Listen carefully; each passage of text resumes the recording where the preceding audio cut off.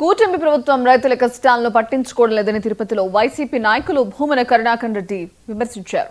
మామిడి రైతుల కష్టాలను ప్రభుత్వం పట్టించుకోలేదు. మామిడి రైతుల పక్షాన్ని నిలబడేందుకు వైఎస్ జగన్మోహన్ రెడ్డి చిత్తూరుకు వస్తున్నారని తెలియగానే సీఎం చంద్రబాబు గిట్టుబాటు ధరను ₹8గా ప్రకటించారు. జగన్మోహన్ రెడ్డి పర్యటన చూసి భయపడి గిట్టుబాటు ధర కల్పించారని ఎద్దేవా చేశారు.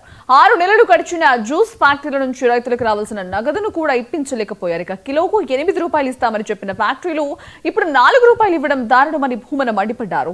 సీఎం చంద్రబాబు సొంత జిల్లాలో కూడా ఇదే పరిస్థితి మామిడి రైతులు అనుభవించారని భూమన ఆరోపించారు. చిత్తూరు జిల్లాలో మామిడి పంట పండించేటువంటి రైతులు దాదాపు 49,600 మంది ఉన్నారు. వేలాది ఎకరాలలో పండించినటువంటి పంటకు సరైనటువంటి గిట్టుబాటు ధర లభించకపోవటం మూలంగా ఈ ఏడాది రైతులు పడ్డటువంటి కష్టాలు అన్నీ ఇన్ని కావు. ఎక్కడ చూసినా కూడా ప్రతి పల్ప్ ఫ్యాక్టరీ దగ్గర వందల వేల లారీలన్నీ కూడా రోజుల తరబడి నిలిచిపోయి తమకు గిట్టుబాటు ధర కల్పించాలనే ఒకవైపున ఆందోళన, తమ మామిడి కొనాలి అని పల్ప్ ఫ్యాక్టరీలను భంగపడుతూ పడ్డటువంటి కష్టాలన్నీ కూడా మనం చూసాం.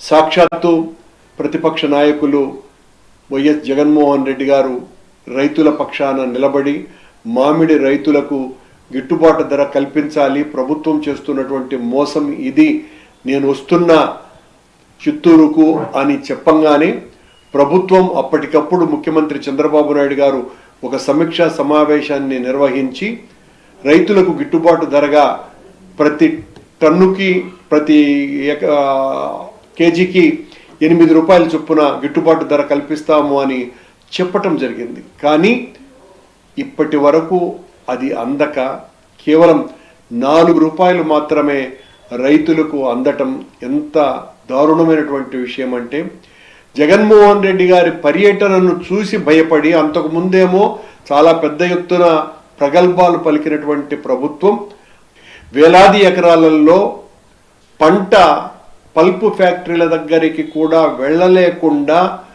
ఆ పొలాల్లోనే తోటల్లోనే పంటంతా కూడా పూర్తిగా రాలిపోయి